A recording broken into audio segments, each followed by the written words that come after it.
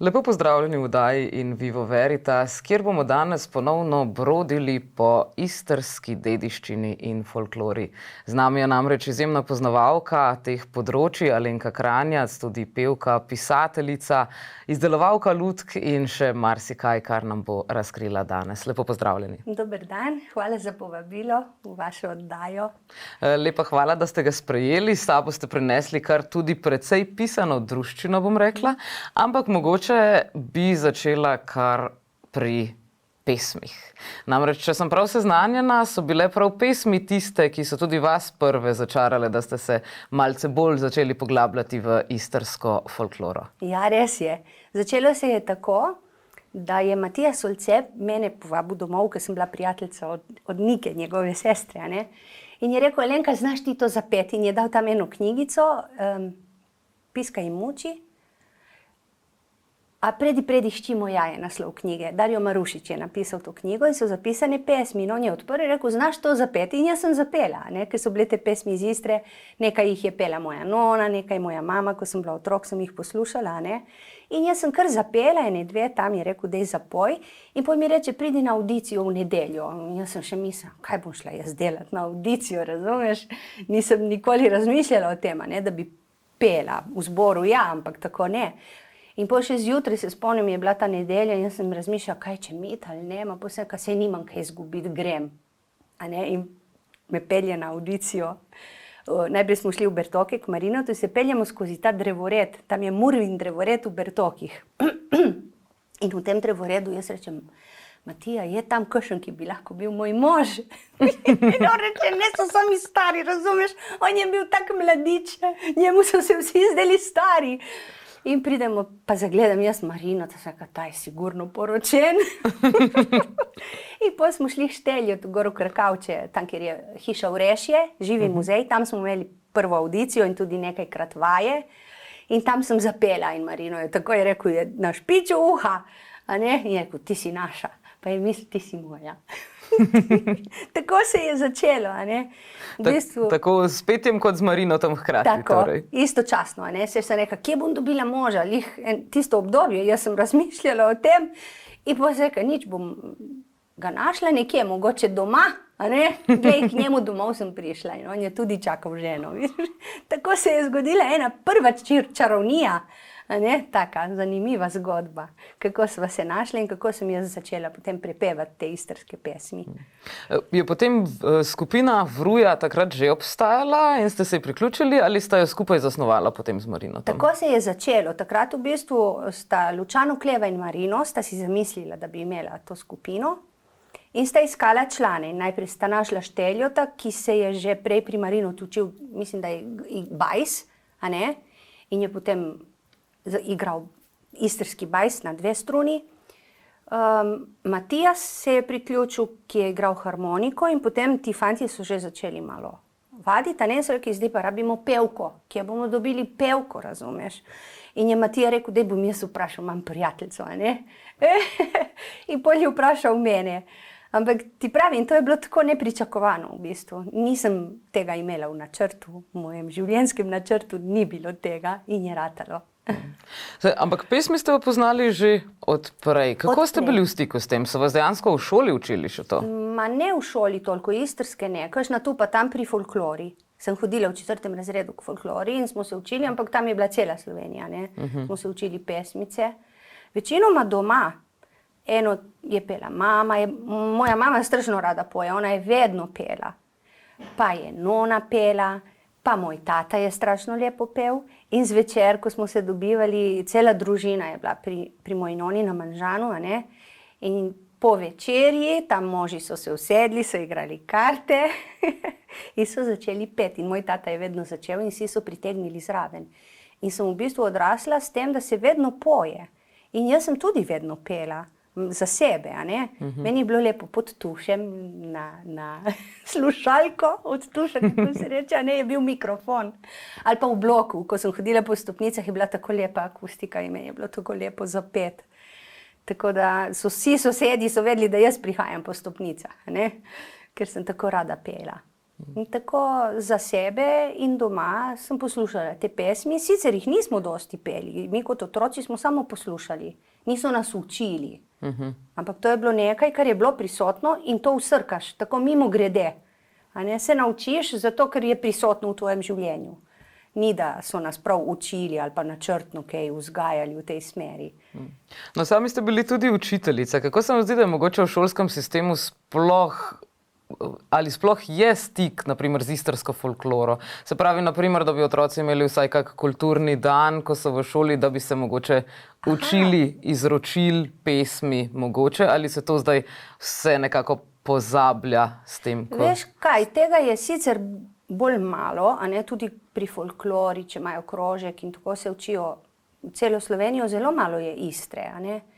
Čeprav, če se učiteljice potrudijo, potem vnašajo te lokalne elemente, a ne. Tako da na naši šoli z Marinotom smo imela nekaj časa Laštrce, je bila prav skupina za otroke in so se učili samo istrske, ljudske plese, pesmi. Takrat je tudi začel Marino učiti otroke igrati istrsko ljudsko glasbo in je imel en poskus, je bil z bajsom na šoli, kjer sem delala. In tudi otroke smo oblekli v tradicionalna oblačila, so imeli srajčico, predpasnik, punčke, a ne, pa rutico, fantke smo oblekli v hlače, take volnene hlače na tirake, na naramnice in belo srajco. Tako da je bilo nekaj tega, ne, zato ker smo mi aktivno na tem delali, potem so pa tudi druge učiteljice iz tega okolja, pa so eno leto posvetili šavrinki in so izdelovali šavrinko iz gline, pa na vse razne načine, to je bilo zelo lepo, ne. Je pa odvisno res od posameznih učiteljev, ne, če to uvajajo, če sploh poznajo, če imajo stik s tem izročilom sami, a ne, iz svojega domačega okolja. Ker če ne, tega ni, a ne. Saj, kako pa je na primer z zapisi teh pesmi? S sabo ste prenesli nekaj zgoščenk, ampak tudi sicer, kako je z zapisi teh pesmi? Obstaja veliko teh zgoščenk, obstaja veliko zapisov, ste jih sami kaj zapisali? Ja, zapisov je veliko in Marino vedno kupuje te knjige, ponavadi jih kupi v Trstu, vem, da so ena založba, ki jih izdaja in je polno teh pesmi notri zapisanih. Tudi z notami? Tudi z notami nekatere, a ne. Tudi pri nas je kar nekaj ljudi naredilo te zapise. Zdaj se ne spomnim točno naslove knjig, lahko potem poiščemo pa objavimo, a ne, katere knjige so. Tako da je zapisano, včasih so samo besedila, včasih so tudi note. In Marino je hodil dosti okoli, on je bolj spoznaval, a ne, to izročilo in raziskoval in je hodil med te stare godce in se je od njih direktno učil. In melodije, in pesmi, in potem dela rekonstrukcije, recimo, če je kakšna pesem ohranjena samo v fragmentih, jo on potem dopolni, a ne, napiše dodatno besedilo, ker tako dobro pozna izročilo, da ve, na nek način ve, kako so ljudje razmišljali, kako so živeli, kako so dihali dejansko, a ne, in lahko potem naredi rekonstrukcijo. Ja, to se sliši odlično, ste, kot rečeno. Koliko zgoščenk ste zdaj že posneli? Pri Vruji tudi pojete tradicionalne pesmi ali imate tudi svoje avtorske? Ne, samo tradicionalne. Razen če Marino naredi priredbe, pa dopolni besedila, so vse ljudske pesmi tradicionalne, a ne. 5 zgoščenk smo naredili od leta 2001 do danes.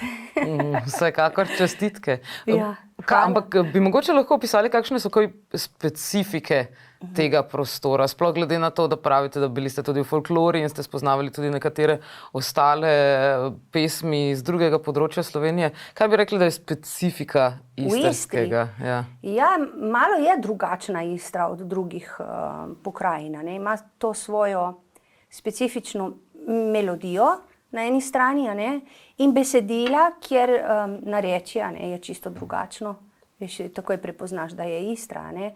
Pa govorimo tudi tako, malo je mešanice, tle, veš, so 3 narečja, slovensko, hrvaško, italijansko, in to so vse pomešani ljudje, tudi od drugod pesmi, ko pridejo, jih poistrijanijo, a ne, tako da jih res prepoznaš, a ne. Kaj pa po sami temi mogoče? Tematika, glih danes zjutraj sem razmišljala, ne, o tem, kako je zanimiva tematika, veliko je na temo ljubezni, a ne, pa ko so kakšni običaji, so te koledniške pesmi, poročne pesmi, vojaške pesmi, pa pesmi za zabavo, a ne, take. Ampak dosti je tudi pesmi o odnosih in nekatere mene zmotijo. zmoti me vsebina, ne? Ko tam pojejo, da je mož bo svoji ženi dober in ji bo vsak večer razbil zobe, recimo. Ne? To je ena taka zelo vesela pesem s tako grozljivo vsebino, ne? Da mene kakšne prav zmotijo me, koliko je tega ohranjenega v pesmih. To, kar so ljudje doživljali in živeli, ne? Je fino se včasih malo zamisliti, kaj sporočajo take pesmi. Veliko je pa takih, ki so res lepe, ne? In ljubezenske in romantične in zabavne. So tudi pesmi o morju, mornarjih, ribičih? Tudi ja, so vezane na to tematiko, ne. Kaj pa na primer tako, se pojejo bolj v zborih, bolj solistične, je to bolj grleno petje, ki je mogoče značilnejše za te bolj tradicionalne stile? Ja, grleno petje je.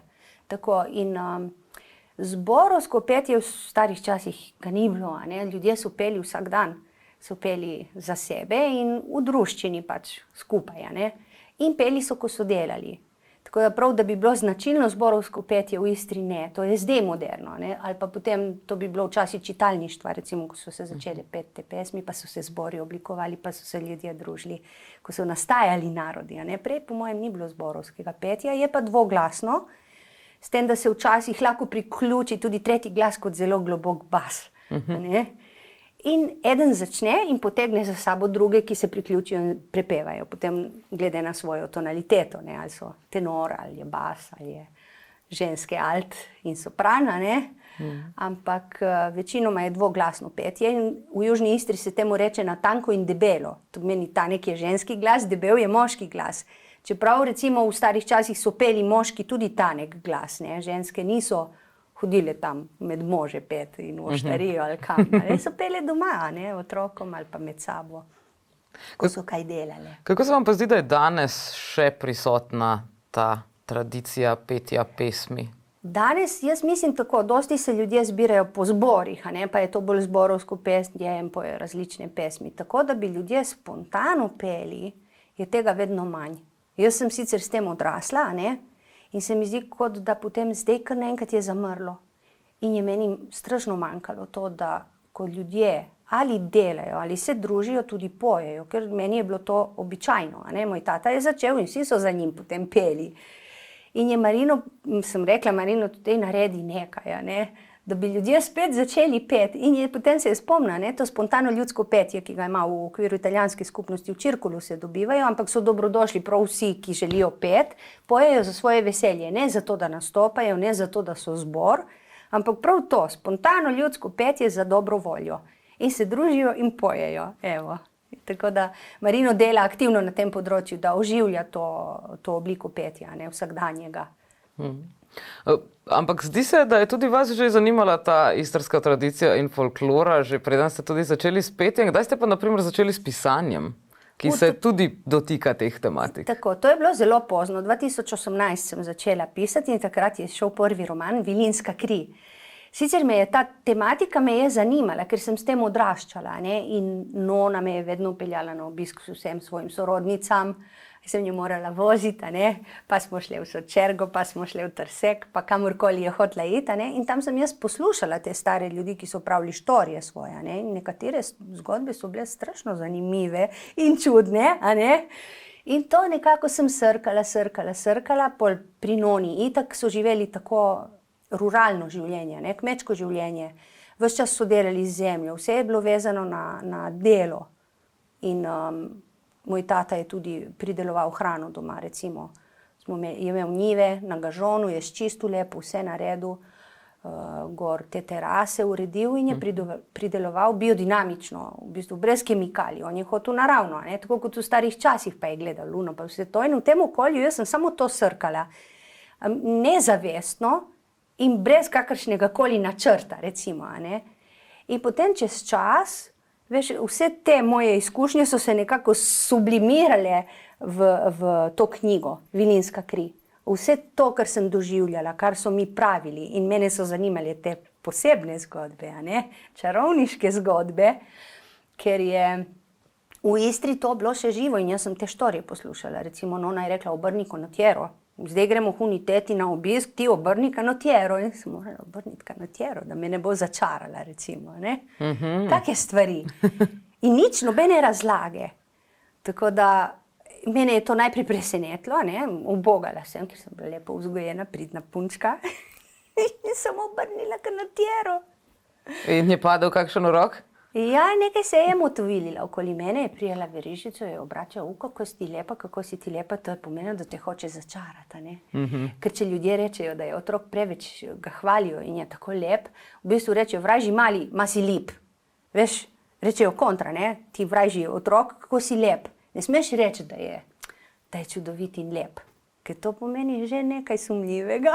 Tako je bilo v izročilu, kaj ni čudno. Malce je, ja, ker kompliment potem ne more biti zares kompliment. Tako, ja. Ampak to so pravili, recimo, da te hoče začarati. In gled, sem takle na mikrofon. Una teta, ko je tikala verižico, je hotela nekaj narediti in kanotjera me je zaščitila. In to se pravi, coprnice oziroma štrige so še živele tedaj, ampak očitno ni bil tukaj ta, kot pomnimo iz Vajkarda Valvazorja, da coprnice jahajo prašiče in hodijo na slivnico. To so bile malce drugačne, kaj ne? To so drugačne, ja. Tako, te tete se niso dobivali v gozdu in plesale divje plese okoli ognja, ali ne vem kaj, a ne. Doma so bile. Ponovadi same, ponovadi so bile celo marginalizirane, a ne, so rekli, tista je štriga. In vsi so vanjo projicirali vse slabo, kar so si lahko zmislili, a ne, ona je bila kriva za vse, pa lahko sploh ni bila. Je pa znala mogoče zdraviti, je bila porodna babica, je pomagala ljudem in če je bil kdo hudoben, mu je skuhala oleander v mineštro. To si jaz mislim, ker enkrat je prišla ena teta in mi je rekla, veš, zakaj imajo vse Istrijanke oleander na vrtu?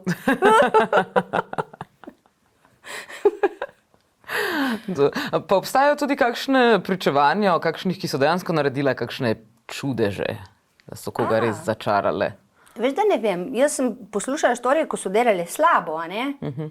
In recimo je bila ena štorija, da so pod prag pred štalo zakopali kosti in še neke dlake in ne vem kaj. In krava se ni mogla oteliti nikakor, so klicali veterinarja, verjetno ni bilo, a ne, tudi takrat, veš, ko je daleč, to je bilo tam na teh zabačenih vaseh, ni bilo avtobusa, ni bilo nič. In kaj narediti, so rekli, pejte v popetre po unega strica, ker on zna narejati in on bo to rešil. In so ga šli res iskat, razumeš, in ga pripeljali in on je tam gledal in je rekel, tukaj pod pragom imate nekaj zakopano, ko boste to odkopali, vržite na ogenj, in potem se bo krava otelila. In to se je res zgodilo. In zdaj ne veš, ali je on tisto naredil, ali je samo vedel, da je nekdo drugi naredil in je on prišel to rešiti. Veš, to so vse take čudne stvari, a ne? Ker oni, ki zna narejati, ki zna rešiti, zna tudi narediti slabo. Veš, ki to, da narejajo, se je reklo včasih, da znajo začarati, pomeni, da znajo zdraviti. Ne, da delajo slabo ponavadi, a ne? Tisti, ki delajo slabo, delajo res slabo. In so bile čudne štorije, mama mija. Se jih bojijo ljudi, veš, še danes se jih ljudje bojijo, ker še danes nekateri to delajo. In so tisti, ki potem to rešujejo, a ne, in zdravijo. Torej, se pravi, če vidimo koga, ki nam koplje pod predpražnikom, ga moramo odgnati od hiše. Tako. Ampak glede na to, da je toliko slabih, nenavadnih, čudnih temačnih zgodb okoli štrig, kako da ste se odločili, da napišete zgodbo o dobri štrigi? To je zanimiva štorija, tudi vezana na Marinota, ker on je naredil eno tako epsko pesnitev o tej teti Malji in tem Bepitju, ki se zaljubi v to žensko in ta je lepa, visoka, črnolaska, razumeš, tistimi čarobnimi črnimi očmi, on se noro zaljubi v njo in ne more živeti brez nje. Se poročita. In v tej štoriji je tako, da on po noči se spremeni v mačkona in se gre tuč na krožere, ker on je krsnik. Krsnik je bil tisti dober čarovnik, ne, ki je znal zdraviti. In tam se tuče s črnimi štrigami, ki se tudi spremenijo v mačke po noči in se grejo tam praskat. In zdaj je odvisno, ne, če zmagajo štrige, bo slaba letina, bo toča, bo ne vem kaj, če zmagajo krsniki, bo dobro. In so bile bele in črne mačke. Joj, in v glavnem, ta Bepo en dan pride domov in je utrujen, in je lačen in Malja njegova ga ima tako rada, reče, kaj biš ti, Bepo, jel? In on reče, jaz bi mleko. mleka ni zvečer. In reče ona, dobro, in gre v štalo in da bo pomolzla. In njemu je bilo čudno, rekel, po noči ne moreš krave molzt. Veš, jo pomolzeš do poldne, a ne? Ne molzeš zvečer. In on gre in kuka notri za njo skozi eno luknjico in vidi, da je vrgla štrik čez gredo in je pomuzla štrik. Ajoj, takrat. On je videl, da je štriga. In je ona bila ena od tistih črnih štrik, ki sta se ona dva tukla na krožera, sta se praskala, ne? In pol je bilo katastrofa iz tega in meni ni dalo miru. Seka, kako je lahko mislil, da je slaba? Še iz štrika mu je pomuzla mleko. Toliko ga je imela rada. Razumeš? In pol se reka, jaz moram tu popraviti ugled od te temalje, razumeš? Ki je bila tako dobra, ampak moški jo je tako demoniziral v bistvu, ne? Mi ni šlo dol. In pol par let je minilo od takrat in pol je nastala ta zgodba o tej temalji, ki je dobra, ki zdravi, ki pomaga in ne moreš ji reči, da je črna štriga, ki ni. Ampak bo pregnala kakšnega narcisoidnega pa agresivnega moškega, seveda. A ne, njemu pa to ne bo prav. Ni pa kakšnega obrata proti koncu knjige, kot se ponavadi zgodi, ker se mi zdi, da vedno ta pričevanja o čarovnicah so nekako taka, da najprej jih izkoriščajo za vse, kar lahko one naredijo in do takrat so v redu, potem pa pride ena toča in jo dajo na grmado. Ne. Je pa ena zlobna štrika v tej knjigi. Je Nadalka. Nadalka iz Buzeta. Aha. Ona dela dišpete in nagaja ljudem in dela samo slabo, boga reva in si ne more pomagati, da bi se rešila, ne. In ta Nadalka ima svojo najljubšo nečakinjo, ki hoče predati ta znanja, pa se tam zgodi zaplet, da potem tista nečakinja dejansko gre stran in najdete to maljo in potem postane tudi ona dobra štriga. Tam sem jo podobrila, vsako čarovnico razen Nadalke, ona pa ni mogla ratati dobra. Pa je kaj po resničnih dogodkih tukaj v tej knjigi bilo zapisano ali gre za čisto fikcijo? Nekatere te dogodke, ko so mi pravili ljudje, sem vključila notri in tudi ugotavljam, da dosti ljudi ima taka zanimiva doživetja, ki jih ne pripovedujejo kar tako, ker to niso stvari, da jih boš kar govoril. Ampak potem v taki situaciji, recimo, ko te tamalje ustvari varen prostor za tak pogovor, pa znajo povedati zanimive izkušnje, ne? Take nenavadne, neobičajne in to je tudi v zgodbi vključeno, ne. Teta Malja je torej resničen lik? Teta Malja je bolj tako, nekako pooseblja vse moje tete, vse moje none in vse dobre ženske, ki sem jih v času odraščanja poznala, ne. In sem jih strnila nekako v njeno podobo. Tako da ni prav ena oseba, da bi prav ona bila. Je pa zame zelo močen lik, a ne, in ko je kaj težkega, jaz grem k teti Malji dol. Sem si naredila eno sobo, a ne, kjer ustvarjam in tam je pri teti Malji doma. Super. Pa so mogoče v knjigi še kakšna druga mitološka bitja poleg štrik? Opisujem, ja, ta bitja so recimo mrak. Mrak je uničrn pes, ki se pojavi in tuli samo takrat, ko ima nekdo za umret.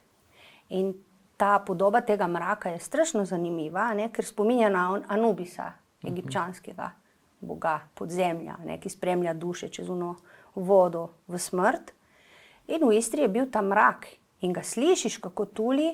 In v knjigi sem tudi napisala, ne, kako, mislim, da Beti ga sliši, da on tuli. In prebudi moža, reči, poslušaj, mrak tuli. In on reče, jaz ne čujem nič. A ne?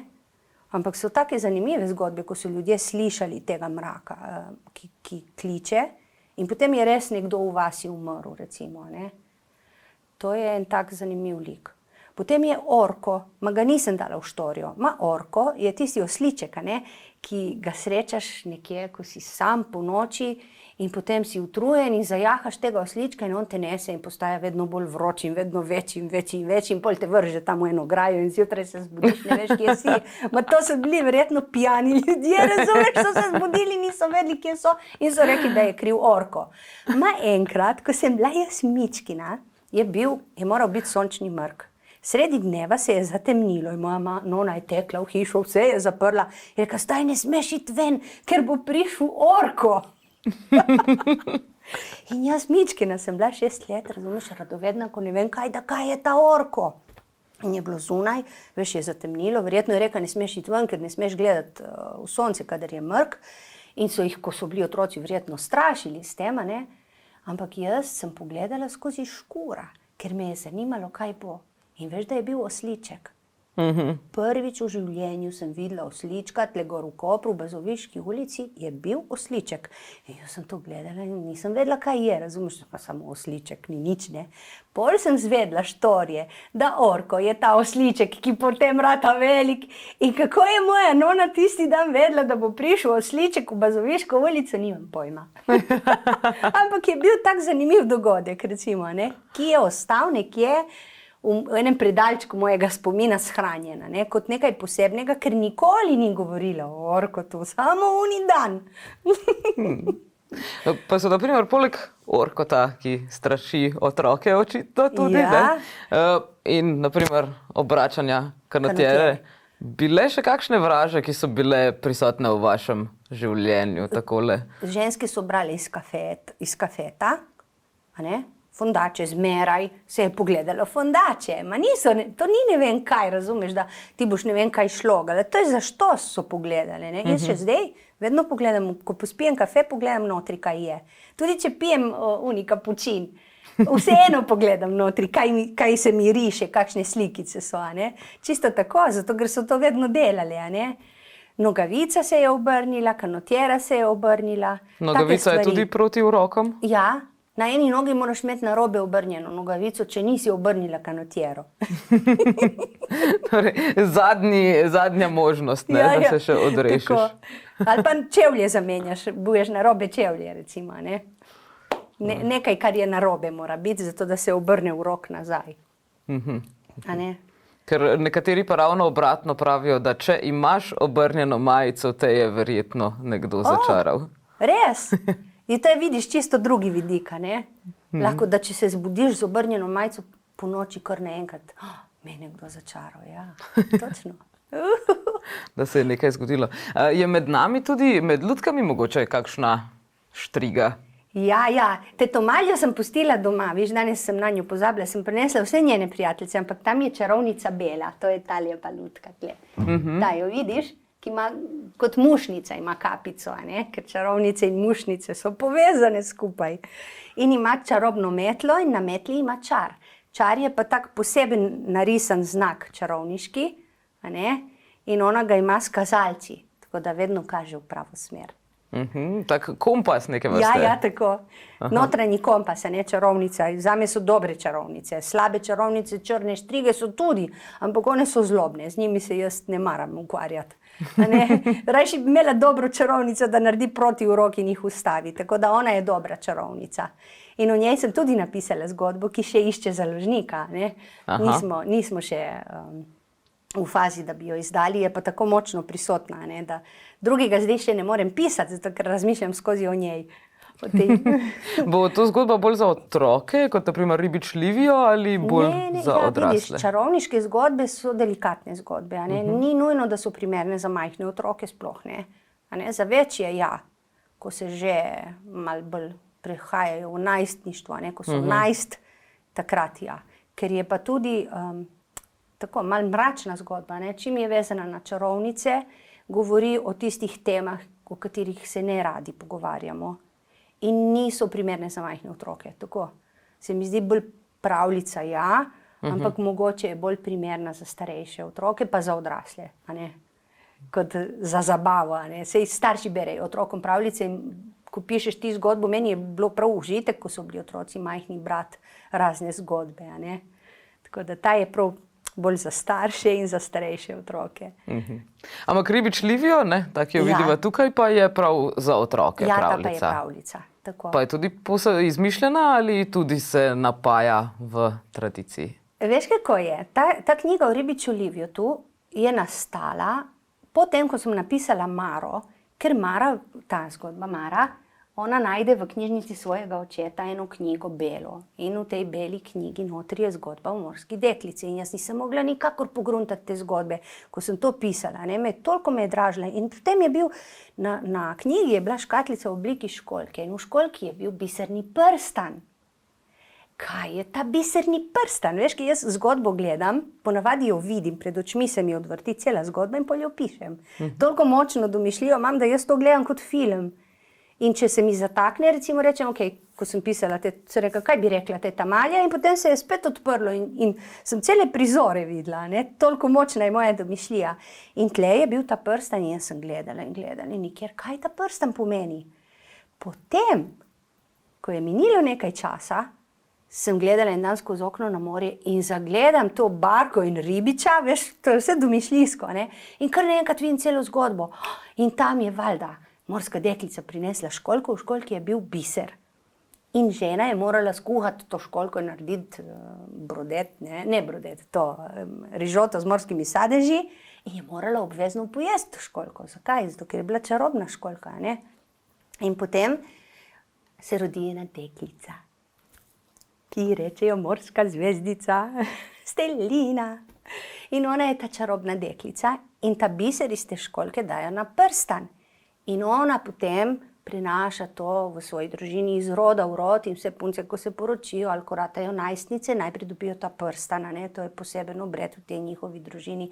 Takrat se je potem izoblikovala ta zgodba in sem jaz razumela, kaj pomeni tisti prstan iz prejšnje zgodbe. Tako da to je ta čarobna nit, ki poveže te knjige. Sem si pa zmislila pravljico o morski deklici, ker pri nas mi je bilo čudno, kako ni nobene zgodbe o morskih deklicah, tle živimo ob morju, to bi moralo biti prva stvar, ne? In vem, da tam pri Miramare je kip morske deklice. Tiste morske deklice priplavajo k nam, imajo pod vodo celo kraljestvo v našem zalivu, a ne? In grejo od Savudrije do Devina in vse to območje je njihovo. In tako je nastala zgodba o morski deklici.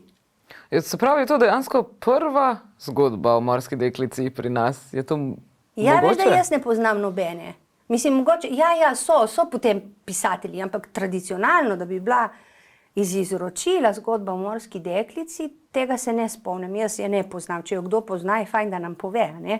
Da še kaj novega zvemo. Pa mogoče veste, kako je ta pri Trstu pristala na kipu, ali je šlo bolj za Ja, veš, da samo ne vem, kakšna je estetski? štorija. Mislim, da je po pravljici, ali je zgodba o morski deklici od Hans Christian Andersenja, ne? Mogoče je to ona in je zato tam, ker je bil Andersen mogoče na obisku v Trstu, veš, da ne vem. Zdaj jaz tukaj ustvarim. Moja pisateljska domišljija, ne, deluje. Nekateri pravijo tudi, da so argonavti od Vrhnike nosili ladjo do morja, ne, pa so jih Tako. mogoče tam sirene napadle. Ja, sigurno so jih slišali, ne, ko so prepevali in so jih začarali in tako. Ampak to je zelo staro izročilo, tako da bi bilo prav v pravljicah za otroke, pa da bi nam pravili. Ko smo bili otroci, tega ni bilo. Kaj pa, da bi bili kakšni strašljivi možje v morju? Tega tudi ne. To je Povodni mož, ne, od Prešerna. Tle se ne spomnim jaz tega moža podvodnega, da ugrabi ljudi. Tudi So bolj- bog morja, Neptuni, Pozejdoni niso bili v igri. Ne, takrat ne.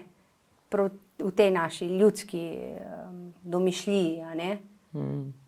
Oziroma ne poznam, z tega vidika ne poznam tega izročila, ne. To je verjetno antika in Grčija, ne. Čeprav bi mi bilo logično, da bi to ljudje tukaj imeli, ker to Mediteran je en in isti. Razumeš, povsod so isto oblečeni, imajo podobne melodijo, igrajo podobne inštrumente, jejo podobno hrano in se oblačijo na podoben način. To je skoraj ena kultura v bistvu. Čeprav zdaj smo ločeni po različnih državah, a ne, ampak primarno, ko še ni bilo držav, so ljudje bi povezani, a ne, cel Mediteran je bil kot ena regija, a ne, je zelo podobno vse. Pa se res tako zelo podobno oblačijo? Na vaših lutkah je videti, da jih je kar nekaj precej različno oblečenih, tudi teh v bolj tradicionalnih oblačilih. Ja, paolani recimo, ampak paolanska noša je tipična mediteranska noša. Veš, ta bareta na stran s cofom, a ne, rdeča ali črna, to je bilo tipično za cel Mediteran. Vsi so imeli takšno bareto, tisti, ki so ob morju, ne, tudi dol na Sardiniji recimo, a ne. Tako da zdaj, kako je zgodovina tega nastajanja? Lahko da je čisto spontano, razumeš, ker v tem okolju ljudje niso bili tako različni. Potrebe so imeli vsi iste, ovce so imeli vsi, ko so delali iz volne, razumeš, te filcane kape, kaj če biti drugega, ne. Je pa zanimivo, da so nagnjene na strani in imajo nekatere cof, A ne? Potem značilno je bilo, da so imeli črtaste nogavice. Na bele in rdeče črte. V bistvu bele nogavice na rdeče črte so bile. Za može. A ne? So bili kot eni palčki, ti Pavlani, ko si gledal, po mojem, oni so bili vrtnari, so bili vrtni palčki z rdečo čepico. In potem se je to iz resničnega življenja preselilo v pravljice. Jaz mislim, da tako so šle te stvari, veš. Ni obratno, da iz pravljice pride v resnično življenje, ne? Ampak iz življenja v pravljico. In ti gledaš te Pavlane z rdečimi čepicami, so vrtni palčki. So lepi, ko ne vem kaj. A ne? To so bili pa tipično Koprčani. Tako oblečeni. Žene so imele krilo, predpasnik, srajco spodaj, a ne? Ker ponavadi so bile te srajce daljše. Kasneje se je potem oblikovalo to v različne noše, recimo, a ne? Tudi šavrinka. Šavrinka, taka noša, kot jo danes oblačimo s kamižotom, to je potem, a ne, starejša noša, taka, kot jo danes vidimo. Mislim, da je 100 let ali pa malo več. Od romantike naprej, dajmo reči, je 200 let. Ampak prej, recimo srajca je recimo tipična, še iz antike recimo, ali pa srednjega veka, s tem, da tisti rokavci na čipke so prišli kasneje. A ne, si niso delali čipke prej. Čipka je prišla potem, ko je ta industrializacija, ne, začela izdelovati strojno čipko in tako. Drugače so se čipke uporabljale bolj na teh prestižnih oblačilih, a ne, za bogatejše ljudi. A ne. Zanimivo. Zdaj ne vem, kako so vezle. V Istri ni videti, da bi bile srajce izvezene, moške srajce, a ne, ker druge v slovanskem svetu so recimo z rdečo nitjo vedno izvezle te srajce in ta rdeča nit pomeni zaščito, ker pomeni kri, pomeni življenje. Je rdeča nit, ki povezuje vse skupaj, a ne, in daje zaščito. Tako da, ko so vezle te vzorce, so notri uvezle simboliko, take čarobne simbole v bistvu, a ne, pa zgodba je bila, ker so prepoznavali te simbole in je cela družinska zgodba bila izvezena. Enako je recimo na peči še ohranilo to vezenje. Z belim sukancem na belo platno so te rute istrske, ne, peče izvezene in imajo vedno gor simboliko drevo življenja, recimo je značilna simbolika. Potem je kolo, tisto kolešček, ki simbolizira sonce, a ne. In to so tudi zelo stari simboli in so se prenesli tudi v modernejšo nošo, a ne. Ampak ta stara oblačila so bila zelo zanimiva, ker so sami tkali blago doma, je bil lan, je bila konoplja, je bila volna, iz tega so potem izdelovali, a ne. Aha, tudi v Sredozemskem bazenu je bila konoplja, ker... Jaz ne vem, mislim, da ja. Bolj verjetno lan, a ne. Ma konoplja je bila gor do Alp, od tle od morja gor, sigurno so imeli konopljo. Verjetno iz Indije. Ja, ne vem točno. Mislim, gojili so jo verjetno, a ne. Zdaj to je treba tudi preveriti, veš. Ker meni se zdi, da sem brala, da so tudi konopljo tkali doma. Za sigurno vem, da so lan, a ne. In mislim, da konoplja je bila zelo razširjena. Dobro, po celi Aziji, pa ne vem še kje. To se nisem poglabljala, da bi raziskala, a ne točno. Ampak se mi zdi, da ja. Ampak nekaj ste se, glede na to, da nekatera tukaj vaše izdelki so v tradicionalnih oblačilah, nekateri pa tudi ne. Tam vidim gospodično s košarkarskim dresom. Ja, kako pa je prišlo potem do te odločitve? To je hkrati nastajalo ali je bila ideja najprej, da bi bile samo tradicionalne, pa so potem ljudje začeli povpraševati še po ostalih? Veš kako, jaz sem najprej te lutke, moje lepe, moderne lutke kvačkala in like iz mojih zgodb, ki niso iz starih časov. Teta Malja, njene prijateljice niso v tradicionalnih oblačilih, so navadne. Tete, tako kot jih poznamo mi, ki smo z njimi odraščali. In potem je Marino en dan prišel in je rekel, dej Alenka, naredi mi Pavlana. In jaz sem tu, kako bom naredila srajco, razumeš, ker srajca ne morem šivati, ne, to je majhno. In se rekel, jaz kvačkam, meni je lepo kvačkati. In potem sem rabila fajn preštudirati, kako narediti srajco, da bo na tako majhni lutki, razumeš, gledajo tle. Na tako majhni lutki, da bo srajčica, da se vidi, da je srajčica in da je rahla in tako. In sem potem iz tankega sukanca naredila in potem sem dala rutico, a ne. Ker okoli vratu so imeli rutico, kot en velik robec in moži so si ga znali dati tudi na glavo. Veš, so si zavezali vogal in so naredili kot kapico, da jih sonce ni žgalo poleti, a ne, ali pa so si brisali pot. Pri delu so vedno imeli to ruto. In vidiš, imam, dobro, v ribiču sem dala modro bareto. Ta je tudi na špicma in tako sem je malo zmečkana, ne, bi morala padati, veš, ki to blago težko oblikuješ potem iz kvačkanja, tako da se prilagaja, ne, da mehko pade ali kaj. Moraš prav iskati vzorce, ni kar tako. Ne. In ima tudi za pasom rdeč pas na hlačah. To je tudi tipično mediteransko. Ne, skoraj vsi so imeli to. Je imela tudi kak poseben namen? Verjetno je bilo za zaščito. Barva rdeča je zaščitna barva. Če hočeš svojega ljubega zaščititi, mu nekaj rdečega zavežeš. Ali mu izvežeš srajco, ali mu zavežeš rdeč pas. A ne? Nekaj rdečega, ena rdeča nit mora biti. Sicer sem pa nekje brala, da ste se prav precej časa ukvarjali s tem, kako narediti oči na Ta te je bila, lutke. ja, zelo zahtevna stvar. Na začetku sem delala bolj enostavne oči in sem tudi lutke poslala na obrtno zbornico na ocenjevanje. In sprva so zavrnili, so rekli, da niso v redu obrazi. A ne? In predvsem oči. In potem sem se pol leta matrala. Veš, kako pogruntati na tako majhnem koščku tega kvačkanja, narediti lepo oko.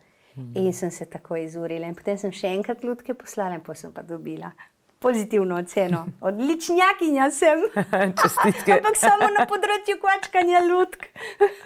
Ampak dobili ste pa tudi certifikat, ne? Ja, tako. Sem dobila certifikat DUO, ne, kot izdelek domače obrti, tako da moje lutke imajo certifikat. Ja, zdaj ste jih že kar nekje razstavljali. Se tudi kakšna razstava še obeta v prihodnje? Ja, decembra bom imela v Izoli. Galerija Alga bo razstavila lutke in bomo imeli tudi predstavico o ribiču in morski deklici, Ribič Livio, ki je prevedena, knjiga je prevedena tudi v italijanščino, tako da je dvojezična. Malček smo dali notri tudi narečje, ker je meni pomembno, ne, da se ohrani vsaj v spominu, ne, ker vedno manj otrok govori to narečje. In smo dali not malo narečja, tako da ko pravljico predstavimo otrokom, Marino zaigra pesmi in zapoje, tako kot so nekoč peli ribiči. Jaz sem oblečena kot šavrinka, ne, ker prinesem jajca na tržnico, on se obleče kot ribič in potem pripovedujem pravljico z narečnimi izrazi, on odgovarja in je dvojezično, ne, jaz kot šavrinka povem po slovensko, on odgovarja po italijansko. Ne. Tako da otroci res doživijo ta prostor tukaj, ne, kako je bilo nekoč. Kako so živeli ljudje. Ne? Oba jezika sta bila živa. Niso sicer vsi znali italijanščine, tudi v mestih niso znali slovensko, ampak so se vseeno sporazumeli, nekako so se morali, so se naučili. Ne? In potem je ta jezik itak toliko postal del naše kulture, da se je integriral, tako da danes skoraj vsi Istrijani govorijo narečno in vedno so not tudi izrazi iz italijanščine ali pa hrvaščine ali pa tako. Ni toliko strogo ločeno to po jezikih, da bi bili čistunsko, a ne čistunski jezik, zdaj je samo to. Ne, ni, zato ker te so se ljudje prepletali med sabo, so živeli skupaj. In v Istri vsi se razumemo. Jaz razumem vse Istrane, ko govorijo. Ampak recimo, kaj pa otroci, ki so morebiti nekateri prvič izpostavljeni narečju? Ja, njim je treba prevesti, njim prevajaš. Jaz od malega tudi doma smo govorili po domače in se reka po slovensko se reče tako. Jaz sem ves čas, veš kaj, jaz sem učiteljica, valjda otrokom, sem morala predati knjižni jezik, ne, in jih naučiti, zato sem prevajala. Ni mi pa v redu to, recimo, da se samo knjižno govori z otroki ali pa samo pogovorno, kar je še hujše, ne, ker potem otroci niti knjižnega jezika ne obvladajo dobro, nimajo pa nič narečja. Nekje bi moral biti ta kompromis, da bi ljudje znali predati otrokom, hkrati pa, da bi bili dobro opismenjeni, ne? Ker knjižni jezik je težava. In meni je žalostno to, ne? Da imamo take probleme opismeniti otroke. Ja, zagotovo potem takšne knjigice, ki jim približajo življenje, pomagajo pri temu, ker tako, pravijo, da ravno težko jih je vpeljati. Potem, če jih enkrat okužiš, potem si že zmagal. Ja, tako. Torej, to pravljico ste pa že delala, izvajala? Ja, enkrat sva jo v italijanščini za italijansko skupnost v Piranu. V Luciji v šoli ali vrtcu smo imeli predstavitev v živo za otroke. Tako da, če recimo želijo, lahko v italijanščini pripovedujemo, lahko v slovenščini, lahko dvojezično. In je to ta lepota meni, da je toliko fleksibilna knjiga, ne, in zgodba, da jo lahko tudi midva predstaviva tako, a ne, v obeh jezikih ali pa. Se mi zdi lepa stvar, ne, ker tle, veš kaj, živeti v taki skupnosti, kjer je prisotna tako močna multikulturnost, ne, In potem imeti težave s tem, da se nekdo vsaja, zato ker ni samo slovensko ali ni samo italijansko, meni je muka, jaz bi trpela. Res mi je mučno, ker se ne morem distancirati od tega, jaz sem rasla v tem okolju in moja nona po Kopru, ko je šla, je govorila Istro-Veneto s temi tetami starimi, veš, ki so bile vse črne, velike, strašne. In vse so govorili Istro-Veneto, jaz sem bila mičkena, sem se skrila za nono, ampak jaz sem to poslušala. Veš, melodija Kopra je ta jezik, ne? In ne morem nekako živeti s tem, da bi bilo to nekaj, kar je nesprejemljivo, ker nekateri so zelo agresivni, recimo, ne? In ločujejo. Meni je muka ločiti. Jaz ne morem, če sem odraščala tako, da je bilo vse integrirano, vse povezano in se je prepletalo, še vedno pa veš, kaj je knjižni jezik, kaj je slovensko, kaj je italijansko, sej to ni problem. In v kakšnem smislu želijo ločevati? Ločujejo, recimo eni so strašno jezni, da recimo Izola ni bila Izola, da ni bila otok, da se ne reče Izola, zato ker bi bilo to italijansko, ampak je jezik in razumeš, si celo zmišljujejo stvari. Meni je to problematično. Nima smisla v tem okolju imeti tako, jaz ne vem, tak strah, da ne obstajaš, če ne usiliš svojega, Pa si tle doma. Kakšen problem imaš? Saj si tle doma, saj tle odraščaš. Kako imaš strah, da ti ne obstajaš, če obstaja še nekdo drug? Veš, ta konflikt. Po eni strani bi mogoče ta strah lahko bil pozitiven v smislu ohranjanja neke tradicije folklornih izročil, ampak zdi se, da smo zdaj nekje med tem, da po eni strani hočemo zagovarjati svoje in vse to, hkrati bi ravno to vse želeli ločevati, ne bi pa tudi ohranjali tega starega, ker to je pa zastarelo po eni strani. Ja, tak konflikt ne nastane. In za take ljudi, recimo kot sem jaz, kot je Marino, ki ohranjamo dediščino cele Istre, pa tudi korenine imamo v južni Istri, ne samo tle, v Kopru, je kar težko. Za nas je težko, če nekdo tako se vsaja, ker te diskriminira takoj. In ti ne moreš biti nekaj drugega kot to, kar si. Sej lepota je in je prav, jaz, tako kot je bilo v starih časih, veš, vsaka vas ima svoj glas. Vsaka vas je imela malo drugačno narečje, zato ker je naravna potreba človeka tako, da se individualizira, da on nekaj svojega da v to.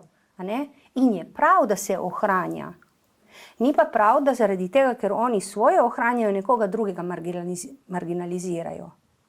To je potem problem. Ker večinoma tisti ljudje, ki delajo dobro in ohranjajo svoje izročilo v svoji vasi, to je super stvar, je tako lepo. In ti greš z veseljem tja, ker želiš biti, ko bi rekel, kot da skočiš v morje in se potopiš v to okolje. In ga uživaš, ker ga res živijo. To je super. Problem je, kadar v Kopru hočejo narediti, izničiti preteklost. Kot da je ni bilo, a v resnici smo imeli tako lepo renesanso. Zakaj bi se temu odrekli? Čakaj malo, kje je Slovenija imela renesanso? V Kopru. Razumeš? Je težko, Koliko pa je, na primer, tega ohranjanja po vaseh? Nekaj je, saj so te skupine, ki delajo intenzivno. Težko je mlade vključiti, ponekod jim uspe, tam, kjer so v družini, recimo, tako, ampak mora biti to predstavljeno otrokom na en tak lep način, zabaven način, da jih pritegne in da jim ne vsiljuješ. Ker jaz, recimo, mojim otrokom ne vsiljujem. Ona dva sicer rasteta s to muziko, moja dva sinova, ampak nimata neke posebne želje, da bi to muziko poustvarjala. Sej tudi jaz je nisem imela kot otrok, čakaj malo. Mene niso učili peti istrske pesmi, oni so jih peli. Meni so rekli, bodi pridna v šoli. Razumeš? Jaz sem morala se učiti knjižni jezik, ne po domače govoriti. Moj tata se je strašno bal tega, da ko me bo dal v šolo, me bojo tam preganjali, če bom govorila po domače, ker je on to doživel. Dobesedno tepli so otroke, jih cukali, razumeš, če so govorili kakšno besedo narečja. Po vojni je bilo grozljivka. V 50-ih letih, tudi v 60-ih mogoče še. In se spomnijo ljudje teh učiteljic, ki so cukale otroke za lase. Jaz bi njih cukala zdaj, toliko sem jezna, razumeš, kaj se mi smilijo. Koliko problemov, razumeš, so imeli ti ljudje. In potem zaradi tega jaz recimo z narečjem nismo doma govorili narečja. Moj tata je strašno pazil, toliko ga je bilo strah. Si misliš?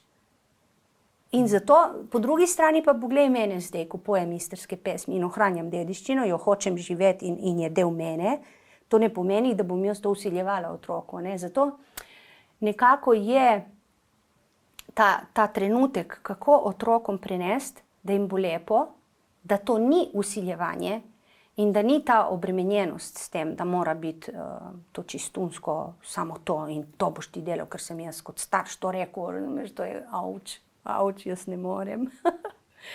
Tako da tisti, ki znajo otrokom prinesti na tak lep način, je to res čarobno. In v šoli, recimo Laštrce, tako kupujejo, plešejo, se zabavajo, otroci niti ne vejo, da srkajo izročilo, na tak način jim predati, da je njim prijetno, ja, ampak to je spet odvisno od človeka, ki predaja, ne? Ker ti lahko predaš, jaz recimo preko pravljico ribiču, oni bojo vedeli notri, da je solinarka imela svojo solinarsko oblačilo in je imela une taperine, cokle, obute in vse te stvari. Na tak način se predaja. Ne ozko in vsiljevati karkoli, ne. Saj koliko pa je kaj zanimanja za Laštrce na šoli? Na šoli je bilo kar lepo aktivno in še posebej, veš kaj, none so podpirale, starši tudi, predvsem starejši, nonoti so bili strašno srečni, ko so njihovi otroci lahko peli, pa so prišli poslušati in jim je bilo lepo, ker so dobili pesmi iz njihovega otroštva, ne. Tako da je bilo zelo lepo. Ampak potem je to zamrlo in nisem mogla več tega delati, ne. Ker jaz sama ne bi zmogla. Rabim Marinota, ker Marino je pa res strokovnjak. Tak mojster je, toliko dobro pozna to Istro, da to je nekaj tako lepega. Jaz mu rečem, veš, da je živa enciklopedija. Karkoli rabim, vprašam njega, on mi vse pove. Tudi ko sem pisala knjigo, veš, jaz sem delala sproti cenzuro, se reka, Marino, preberi to. In je on dajal komentarje, veš, da ne bi kaj narobe napisala ali pa da ne bi kakšne stvari, ki niso bile resnične, vpletala v zgodbo. To sem pač bila pozorna na to in zato imam njega, on je res živa enciklopedija. Bomo morali že njega počasi zaščititi kot nesnovno kulturno dediščino.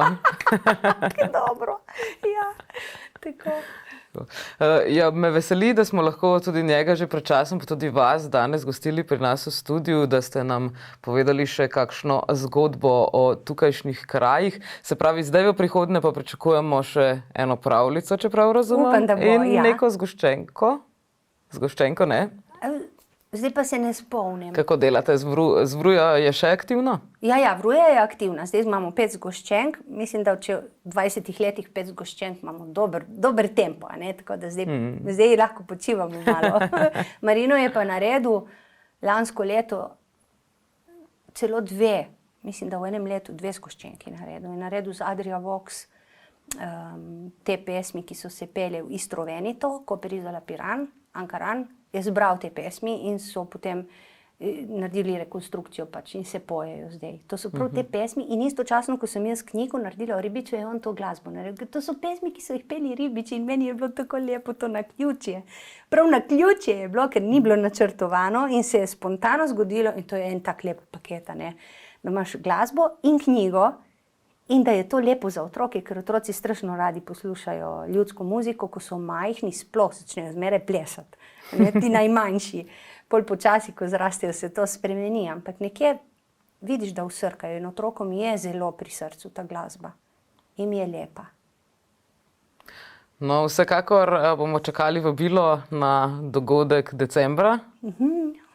Hvala. Do takrat pa se vam zahvaljujem, da ste nas celotno druščino obiskali tukaj v studiu. Hvala lepa in lep pozdrav. Ko vi, dragi gledalci, pa seveda, ker ste danes slišali veliko tudi o Marinu Kranjacu, lahko pobrskate po našem YouTube kanalu in najdete tudi pogovor z njim, ko smo spregovorili o njegovem delu ob prejetju nagrade ravno za ohranjanje istrske glasbene dediščine. Lepo se imejte do prihodnjič in se vidimo.